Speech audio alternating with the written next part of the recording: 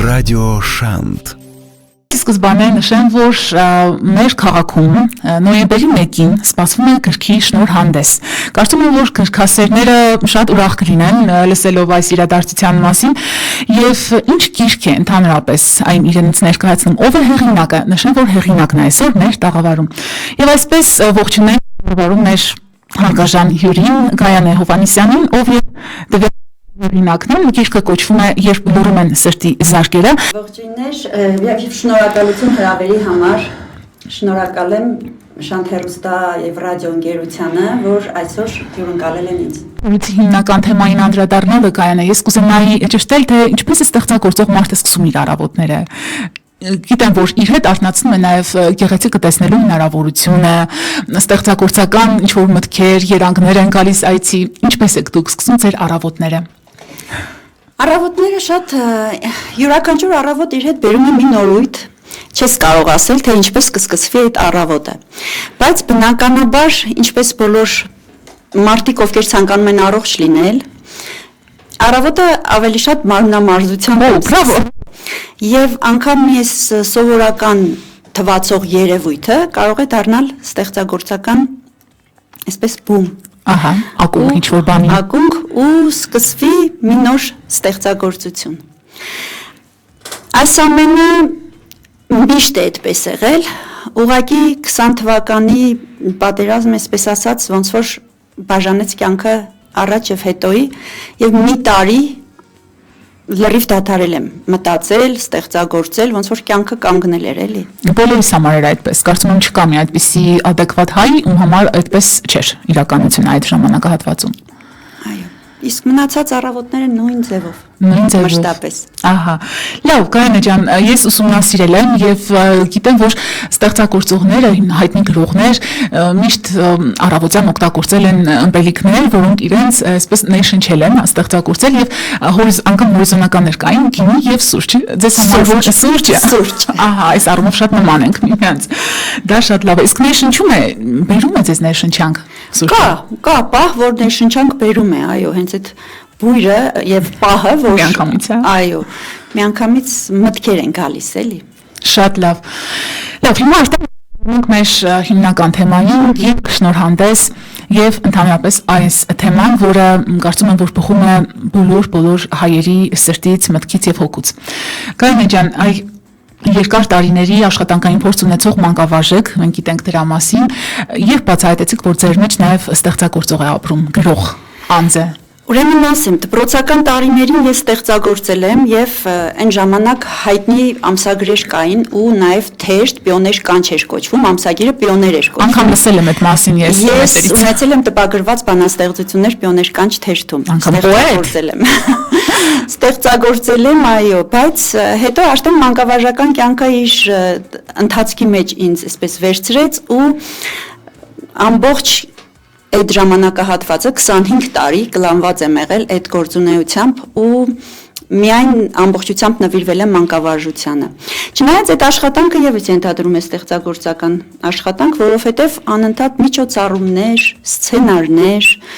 ունեցել եմ գրած եւ դրանց շնորհիվ էլ ասեմ հաջողություններ ենք ունեցել։ Մենք 8-րդ դպրոցում եմ դասավանդել 25 տարի եւ միջոցառումներով հանրապետական մասշտաբում ձեռքբերում ենք ունեցել, լավագույն կատարող, լավագույն միջոցառում Էջմիածնից պարգևատրվել ենք, բայց որ գրական գործունեությամբ զբաղվել ժամանակ չէր մնում։ Արդեն չէր մնում գրական գործունեության։ Իհարկե մտքում այդ ամեն ինչը կար։ Ուղղակի պետք էր, որ մի քիչ դադար, հանգիստ եւ երբ տեղափոխվեցինք Երևան աշխատանքի բերումով երեխաների հետ կապված, արդեն ունեցա հնարավորություն մտածելու այդ մասին։ Մանավանդ ժամանակահատվածը համընկավ այն աշխարհակործան որոմի աղտի հետ, COVID-ն էր տարածված, բոլորս փակված էինք տներում եւ հենց այդ ժամանակ էլ մտքերը արդեն կամաց սկսեցի գրի առնել։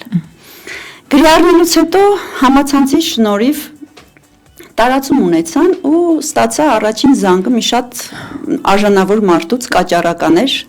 ու այս գործի մասնագետ եւ ասաց պետք է անպայման տպագրվեն քո գործերը։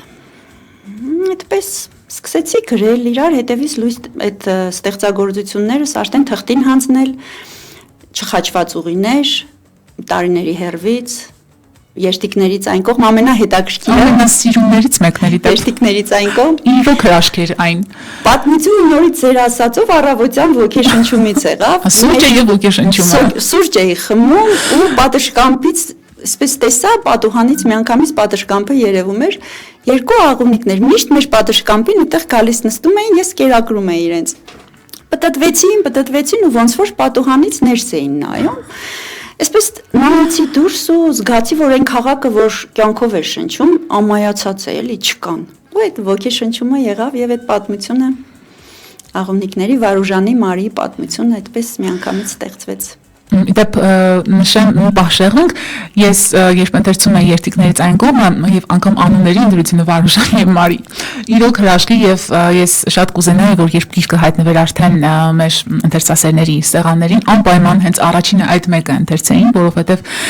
բարության եւ լույսի շտեմարան է այն պետք է ընթերցել անպայման այդ բարությամբ այսպես ասենք հավարակվել ճակերտների մեջ եւ իհարկե հետո նոր անդրադառնալ մյուս ստեղծագործություններին լավ Գայանե ջան իսկ ստեղծագործությունից որն էր առաջինը երբ լրում են սրտի զարկերը վեպը թե որն էր առաջինը ոչ ուրեմն արդեն այդ որ նշեցի այս նշած ստեղծագործություններս արդեն գրել էի առաջինը գրել եմ երբեք մի ասա երբեք պատմվածքը ուսանողական տարիների պատմությունն էր էլի շատ սիրուն հետաքրքիր ռոմանտիկ պատմություն է հետո տարիների հերվից պատմությունը հետո երթիկներից այն կողմ ու 20 թվականն է արդեն 20 թվականն էր ու լռեցի Այսպես ասեմ, սկզբում մենք ոգեշնչված էինք բոլորս էլ հայրս, բոլորս ոգեշնչված էինք, հաղթելու ենք այս գաղափարով տարված ու մտածում ենք, որ հաստատ հաղթելու ենք, բայց այդ ընթացքում նաև շատ ծանր էր բոլորիս համար, որովհետև ամեն վայրկյան մեր երեխեքի համար աղոթում էինք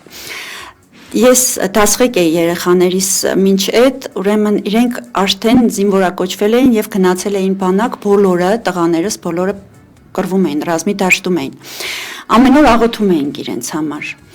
Սկզբում ուրեմն վիրավորվեց Էդմոնս, ինքը հակատանկային խմբում էր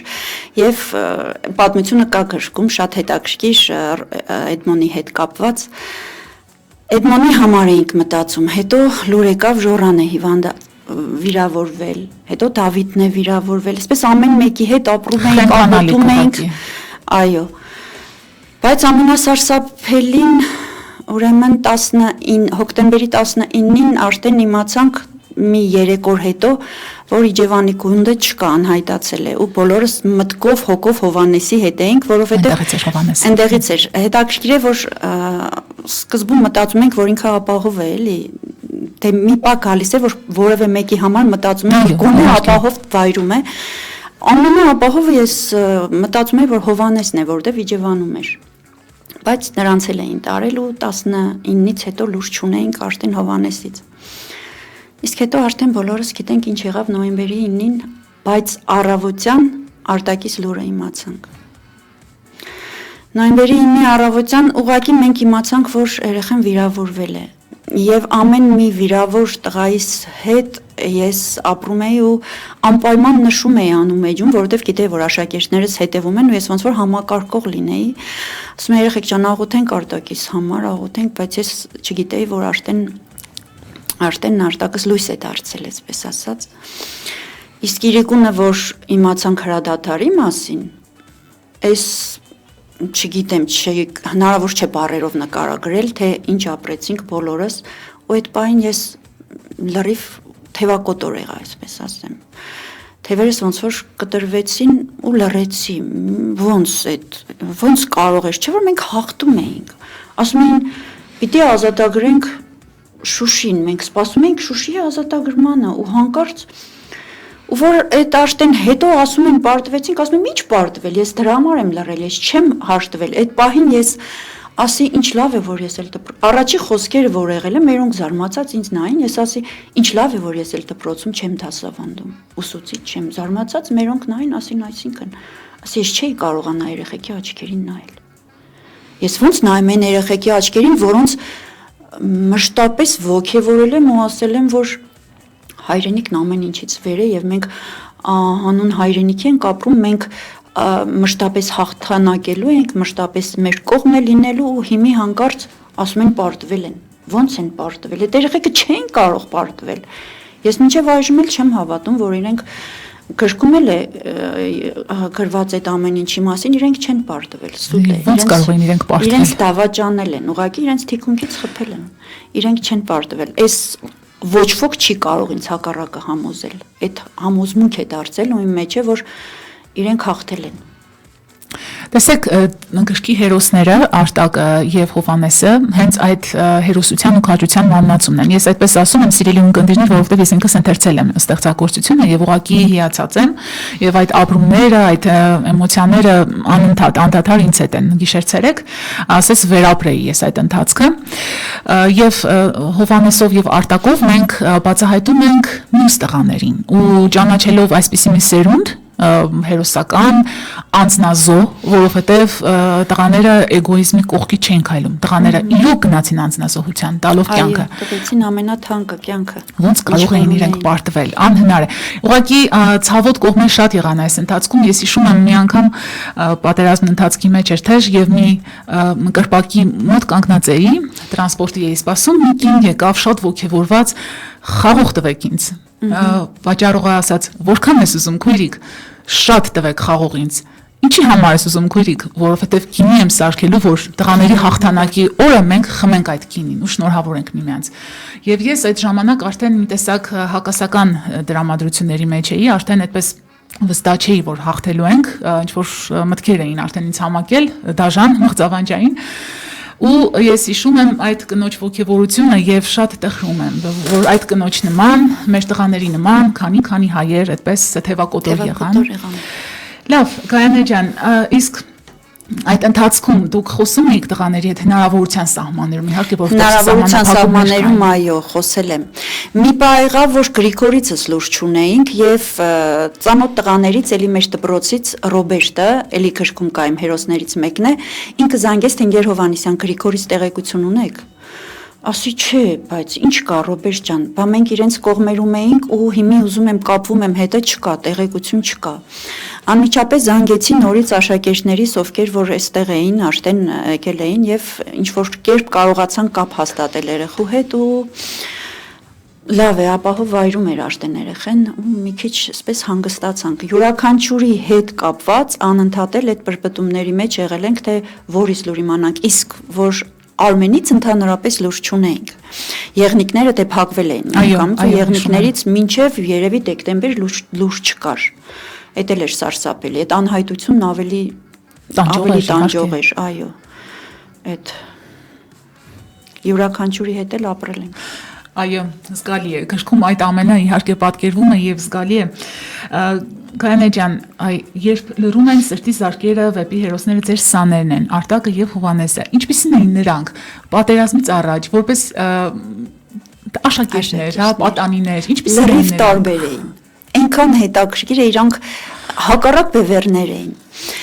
Ուրեմն Արտակը մի քիչ տարիքով մեծ էր ավելի, մի տարի այդ այն ժամանակներ, երբ որ արդեն դպրոցներն անցան 12-ամյա կրթության ու իրենք 7-6 տարեկան երեխեք նույն դասարանում էին նստել, Արտակը մի տարի մեծ էր մնացածից, ինքը ավելի իրոք երևում էր խոհուն,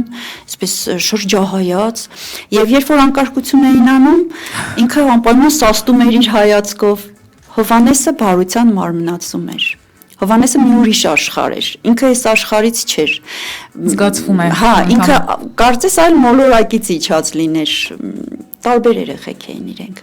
Տարբեր էին, բայց երկուսին էլ շատ սիրում էին։ Դպրոցում առանձնահատուկ էին իրենց վերաբերվում։ Չեմ կարող բառերով բնորոշել, այսպես առանձնացնել, բայց նա բարության մարմնացում էր, նա խոհեմություն էր, էլի։ Խոհեմություն եւ բարություն։ Մեր հրաշք տղաները։ Լավ, իսկ ով է առաջինը ընթերցել, երբ լրում են սրտի զարկերը վեպը եւ ով է առաջին քննադատը եղել ստեղծագործության։ Ուրեմն, քան առաջինը չեմ կարող կոնկրետ նշել ով է եղել։ Երևի ամենաառաջին ընթերցողը նաեւ ես եմ, որպես ինքնակննադատ, հա, անընդհատ կար որ փոփոխել եմ, նախ ասեմ, որ այդտեղ հորինվածքը շատ քիչ է։ Ես Արտակիս եղբայրը Արթուրը եւս Արտակի հետ է եղել եւ խնդրել էի Արթուրին, որ տեղեկություններ հավաքի եւ մարտական ընկերներից բոլորից, ովքեր որ Փարքաստու կան, այո, նրանք ուղարկել էին ձայնային հաղորդագրություններ, ինձ պատմություններ, նաեւ ընկերներից Հովանեսիս տանը քույրիկների մայրիկի հետ զրուցեցի, ահագին պատմություններ հավաքեցի։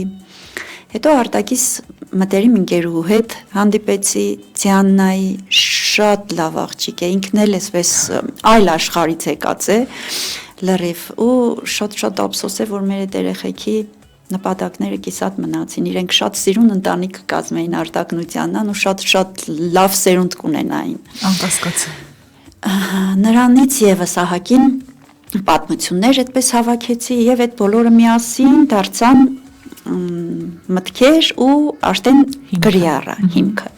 Եվ անընդհատ կարդալու ընթացքում առաջին ասեմ քննադատ կարդացողը ես եմ եղել ու անընդհատ փոփոխում էի։ Հետո երբ արդեն համացանցով տարածվեց ու դպրոցում ընթերցել էին, ինձ երբ որ ես տեղափոխվեցի Երևան, փոխարինեց մի ուրիշ ուսուցչուհի, ընկեր Տիգրանյանը, էլ իրենց դասղեկություն արեց մի տար, 19 թվականին էր դա։ Ես Ռուսաստան մեկնեցի առողջական խնդիրների պատճառով եւ այդպես երեխաներից թողեցի։ Հիշում եմ ընկեր Տիգրանյանն ասաց, ընկեր Հովանեսյան ո՞նց եք կարողանում գրել։ Ասում եմ ես այդ մի գլուխը կարդացի, քանդվեցի, դուք ո՞նց եք կարողանում քանդվելու եք։ Ասի ես գիտակցաբար եմ այդ ամենը անում, որ երեխեքիս գոնե ինչ-որ բանով կարողանամ նպաստել, որ հետագա սերունդը հիմա կհիշեն, հիմա հիշում են, հիմա նրանց ընկերներն են, դաս ընկերներն են, իսկ հետո դպրոցի թեկուզ երեխաները, նրանցից հետո եկող սերունդները այս երեխաներին չպիտի մոռանան։ Նրանց արածը անմահ է, նրանց սխրանքն անմահ է եւ պիտի մնա նրանց անունը։ Հենց այս գիտակցումով էլ ասի ինչ ուզում է լինի, այդ որ մի տարի չէի գրում, դրանից հետո եկավ հենց տարելիցն էր, մտածեցի թե ես ինչու եմ այսքան լռել։ Այս երեխեքի արածի մասին պիտի բարձրաձայնվի։ Շատ գրքեր այդ ընթացքում լույս տեսան, կաշտացի մտքեր, ասի չէ, այս երեխեքի մասին է պիտի անպայման բարձրաձայնվի եւ մի ուրիշ ձևով էի ուզում որ լինի։ Ես չեմ ուզում այդ պահին չէի ուզում որ մտածեմ իրենք չկան, իրենք կան։ Եվ հենց այդ չափանիշներից դուրս վերցրի այդ ամբողջը, որ մի քիչ այլ ընթացք ունենա ու ընթերցողն էլ հոգեբան ընկերուհիս ասում է ես կարդացի եւ շատ հետաքրքիր պահ ապրեցի ինձ չթվաց որ ես գնացի անցյալը եկավ ներկա կարդացի վեպը եւ ասում է ինձ թվաց անցյալը եկավ ներկա եւ ես հենց այդպես էլ ուզում եմ որ կարդան ու զգան որ իրենք կան իրենք ապրում են իրենք դե մենք բոլորս էլ քրիստոնյա հավատացյալ ենք եւ հավատում ենք հոգու անմահությանը ու ես հավատացած եմ որ իրենք հիմա էլ կան լսում են եւ որտեղ լույս է վառվում իրենք այդտեղ են իրենք լույս են լույսի մեջ են անպայման իրենց տեղը լույսն էր փաստորեն մենք այդպես հասկացանք որ իրենք պետք է լույսի մեջ լինեին եւ ինչպես դուք եք նշել գրքում մենք կյանքին դատապարտվածներս ինձ շատ դուր եկավ այդ արտահայտությունը դեռ երկար ժամանակ ստիպված կլինենք չկարողանալ նայել նրանց աչքերին անգամ երբ հայտնվում ես Եռաբլուրում կամ մեր Պանթեոնում Ես չեմ գնում Եռաբլուր դաժան բան է Ես չեմ կարող գնալ Եռաբլուր Ես հիմա եկել եմ հատուկ այդ մտքով նաև Գյումրի եւ անպայման իմ առաջ դրել եմ այդ հարցը որ գնալու եմ շիրիմներին տղաներիս այցի ինչքան ուզում եմ մտածեմ որ իրենք կենթանի են իրենք լույս են այնուամենայնիվ կա այդ տեղը որը մատնանշում է իրենց ֆիզիկական վերջը եւ ես իմ առաջ դրել եմ այդ որ պարտավոր եմ գնալ ու խոնարհվել երեխաներիս շիրիմներին իսկ հոգիները լույս են անշուշտ լույս են եւ նրանց անունները միշտ մեր մտքերում են Պաստորեն զգում եք այդ կապը տղաների հետ ես ուզում եի այդ հարցը տալ եւ արդեն ձեր խոսքից զգացի որ դուք այդ միշտ իրենց հետ կապի մեջ եմ եւ գուցե իրենք ձեզ դրթեցին նաեւ վեպի վերածել այս ամբողջ պատմությունը գուցե Լավ, Գայանե ջան, եկեք մի քիչ էլ խոսենք մյուս ստեղծագործությունների մասին, որովհետև շատ հետաքրքիր կլինի նաև իմանալ չխաչված ուղիների հետ կապված որոշակի մանրամասներ, մյուսների, խոսենք նաև դրանց մասին։ Չխաչված ուղիների հերոսուհին շատ մտերիմ անձնավորություն է։ Այսինքն էլ իրական է։ Իմ ստեղծագործությունները բոլորը իրական են, բոլորը կյանքից վերցրած պատմություններ են։ Ու այդ ստեղծագործությունը գրելիս եւս մեծ ցավ եմ ապրել, որովհետեւ բախվել եմ այն իրականությանը, որ երբ մարդ կամովին չի անում իր ընտրությունը, ինքը չի ընտրում եւ առաջ տարածված էր, փառք Աստծո հիմա դա չկա, որ ինչ որ մեկի ցանկությամբ, ինչ որ հանուն ընտանիքի մարդը գնում է այդ ես ասեմ զոհաբերություն, իր կյանքն է դա եւ ստիպված ամուսնանում է, այսպես ասած, հետո ամբողջ կյանքի ընթացքում տառապում է ու այդ տառապանքը իր մեջ պահում է։ Չխաչված ուղիները այդ պատմությունն է, չհասկացված հոգու, որ կարող է շատ սիրված կին լինել, իհարկե շատ սիրված մայր է, շատ լավ ընտանիք ունի, բայց այնուամենայնիվ իր այդ կյանքը որպես կին ինքը չի ապրել, որպես սիրված անձնավորություն ինքը չի ապրել ու դա միշտ այդ պակասը զգացել է։ Այդ պատմությունը եւս տխուր պատմություն է, բայց ունեմ նաեւ ուրախ պատմություն։ Եվ որ մեկն է դա տարիների հերվից Էլի իմ սիրելի աշակերտներից մեկի մասին է։ Ինչքան եք սիրում ձեր աշակերտներին։ Ես ամբողջ կյանքում ապրել եմ իրենցով, շատ եմ սիրել ու ասեմ, որ փոխադարձ է եւ այն որ մտնում էի դպրոց, արդեն նահագին ժամանակ չէի դասավանդել ու կային հələ այդ երեխեքը ում դաս էի տվել։ Այն աչքերի փայլը, որ իրենք այսպես վազում էին, վայ ընկեր Հովանեսյանն է եկել։ Ու զգում էի, որ փոխադարձ է, այլ կերպ չէր կարող լինել։ Ես շատ եմ սիրել իմ երեխեքին եւ տարիների հերվիցը եւս իմ մի ասեմ երևի 10-15 տարի առաջ ավարտած այդ երեխաներիցս մեկի պատմությունն է, որ չէր կարող էլի պատմություն չդառնալ, որովհետեւ ինքն էլ մեծ ցավ ապրեց։ Երբ եկան ինձ մոտ 5-րդ դասարանում ինքը մայր կորցրեց։ Նոր էի վերցրել այդ դասարանը ու զգացի այդ երեխայի մեծ ցավը եւ հենց այդ ապահի ապրումն եմ վերածել ստեղծագործության։ Ու իհարկե հետո շատ հետաքրքիր էր, մի անգամ աղջիկս ասաց մամ, որ մի քիչ հիվանդացել էի, ամբողջ կյանքը տվեցիր դպրոցին, հիվանդություն ձեռք բերեցիր, հիմա ինչ ես, աշակերտներս, իզուր է եղել ամբողջը, ասի չէ, բալ իզուր չէ։ Ու հենց այդ օրը հետաքրքիր էր, դրան զանգը տվեցին, բացեմ ծաղիկներով կանգնած է մեկ։ Զարմացած նայում եմ, դե ասին Հովանեսյան Գայան է, ասի այո, վերցրի եկատուն նայեմ բացիկը բացեցի, աշակերտուից հեռավոր Սիբիրից ծաղիկներ է ուղարկել մի հետաքրքիր գրությամբ էլի այդպես, ասի տեսնում ես, բալ իզուր չի եղել, երեխաների սերը չի կարող իզուր լինել, իրենք չեն մոռացել, հետո ինչ որ ես հիմա դպրոցում չեմ։ Իրենք միշտ էլ հիշում են եւ ես միշտ էլ ասում եմ, իզուր չեն եղել այդ տարիները։ Մանկավարժը երբ որ ապրում է իր մանկավարժական կյանքով եւ իրոք ուսուցիչ է, ինքը չի կարող ասել իզուր էին ապրած տարիները, հիվանդություն ձեռք բերեցի, ոչ։ Այդ ամենը երկրորդական է, այն սերը որ կա երեխաների աչքերում, որ արդեն գիտես դա մեծ ձեռքբերում է, որ ամեն մեկը մի անհատականություն է դարձել եւ դու դրանում ունես թեկուզ մի փոքրիկ լումը, արդեն զգում ես, որ դու շարունակվում ես նրանց մեջ։ Ես այդ ապրումը ունեցել եմ, ունենում եմ ու հիմա էլ այդ ապրումով եմ նորից, այսպես ասած, ապրում, որ երեխաների մեջ մենք շարունակվում ենք։ Ուսուցչի ամենամեծ ու վեհ առաքելությունը, չէ՞, սերմ տալ, այդ սերմը գցել երեխայի հոգում եւ վստահաբար լինել երկրորդ մայր, այսօր չէ որ հաճախ մենք ուսուցիչների երկրորդ մայր ենք անվանում, եթե դու մայր ես լինում այդ անմեղ երեխայի համար, ուրեմն զավակը իր մորը երբեք չի կարող մոռանալ։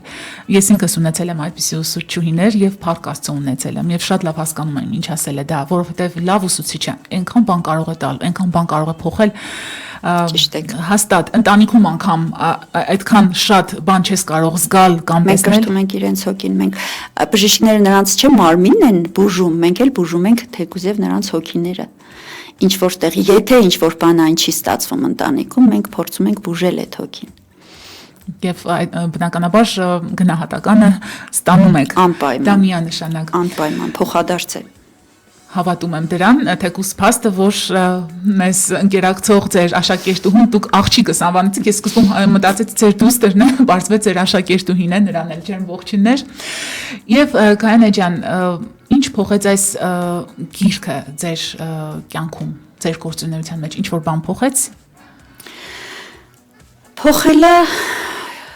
ոնց ասեմ, բան չի փոխել, բայց մտքերի մեջ է գցել, ավելի ուժեղ է դարձրել։ Ավելի ուժեղ է դարձրել, որ այո, ավելի ուժեղ է դարձրել այն առումով, որ կարողացել եմ այդ ամեն ինչը վերարտադրել, գրել, ապրել այդ ամեն ինչի հետ մեկտեղ եւ կարող եմ ասել, կարող եմ նայել ինչ որտեղ արդեն երեխեքիս աչքերին արդեն ինչ որտեղ կարող եմ նայել արդեն։ Ինչ լավ է, որ դուք կարող եք, ես դեռ չեմ կարող։ Չեմ կարող տղաների աչքերին նայել եւ Արցախյան առաջինի Զոհերի եւ 44-օրյայի մի խոսքով մայրերի մասին խոսք չկա, ես խոնարհումով, այսպես ասած, հիմա որ ես չեմ կարող բառերով նկարագրել, բայց երբ որ հանդիպում եմ իրենց, մեղավոր եմ զգում ինձ։ Ես չգիտեմ ինչի այդ գաղափարը կա, որ ես մեղավոր եմ։ Շատերիս մեջ կա այդ զգացողությունը իդեպ։ Անկամ այն գրելու պահին, որ ես գրում էի, ես մտածում էի, վայ, հանկարծ մեկի մասին քիչ չգրեմ, վայ, հանկարծ հետո չստացվի, որ ես ինչ որտեղ մեղավոր եմ եղել, մեկի զգացումները չեմ ներկայացրել, մյուսինը քիչ եմ գրել բան, բայց ունեցել եմ ձեռքիդ այն, ինչ որ ունեցել եմ, դրա մասին եմ գրել։ Այսինքն ինչքան ինձ տվել են փաստագրական նյութ, ես դրա հիման վրա եմ գրել ստեղծագործությունը։ Չեմ ցանկացել ինչ որ ավել լրացումներ անել, որ հավաստիությունը չկորիվեպի։ Բայց իհարկե, արդեն ձևաչափը կաշտացել եք, դուք էլ եք տեսել, որ ինքը նորից ասի չափանիշն է այլ է, ստանդարտներից դուրս է, այդ պահերը կան ներշնչանքը, հորինվածքը, թեկուզ եւ տղաներիս հոգիների հանդիպում, այդ ամեն ինչը կա, ուղղակի այն ամենը, ինչ արդեն անցյալին էր վերաբերում, ինչ նրանց մասին հիշողություններն, ինչ ունեցել եմ, դա եմ գրել։ Եթե հնարավորություն լիներ, ինչ կասեիք տղաներին։ Սա մեծ նախավերջին հարց է։ Հա, շատ այսպես ասած ծանր չեմ էլ պատկերացնում ինչ կասեի տղաներիս։ Չգիտեմ։ Մենք ձեզ չենք մոռանա, թերևս։ Այդ մենք ձեզ չենք մոռանան, այդ կա, կհիշեն սերունդներն էլ կհիշեն, ուղղակի որ չգիտեմ,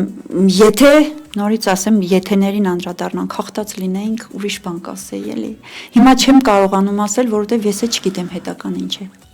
Ապագան չեմ տեսնում, էլի։ Այլ որ տեսնեինք ապագան արդեն։ Ասելը հեշտ կլիներ։ Ասելը հեշտ կլիներ։ Իրենց այդ կյանքի,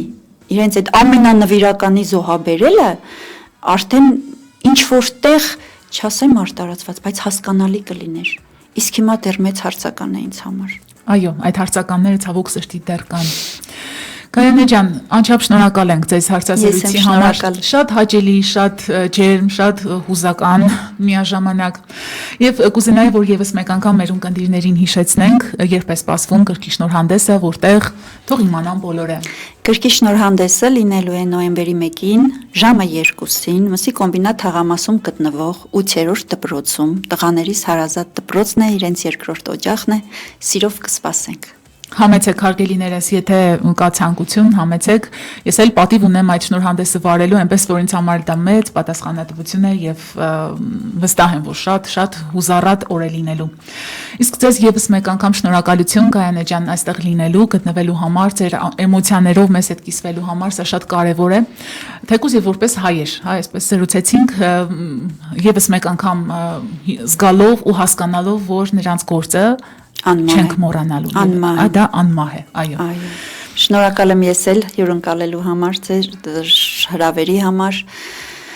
Շնորհակալ եմ, որ ինձ հետ եղաք, ինձ հետ եք լինելու այդ օրը, եւս մի անգամ, եւ նորից տղաներիս գործը անմահացնելու ենք։ Անպայման։ Լավ մնացեք ձեզ ամեն բարին եւ դեռ կխոսենք այս թեմայի շուրջ, ամենայն բարիք ենք մաղթում ձեզ Գայանե ջան։ Սիրելի ունկնդիրներ, ավարտենք ծրագիրը, նկատեցիք որքան ջերմ միջավայրում զրույցն ընթացավ, դե թեման այնպիսի թեմա էր, որ կարծում եմ, որ բխում է յուրաքանչյուրիս հոգուց եւ խոսել այդ թեմայի մասին եւ չվերադառնալ այդ օրերը Բարդ է, շատ բարդ է։ Ամեն դեպքում հույսով ու հավատով լցված լինենք սիրելիներս եւ բարի ու լուսավոր հանդիպումներին սպասող, իսկ այդպիսի հանդիպում կկայանա նաեւ վաղ առավոտյան սոնետի շրջանակներում։ Լավ մնացեք, հետևեք մեր գործընկերների աշխատանքներին, նրանք եւս կաշխատեն ձեր տրամադրությունը բարձր պահել, իսկ ինչպես եւ նշեցի, սոնետի հետ հանդիպումը վաղը չենք ուշանա։ Լավ մնացեք, ցտեսություն։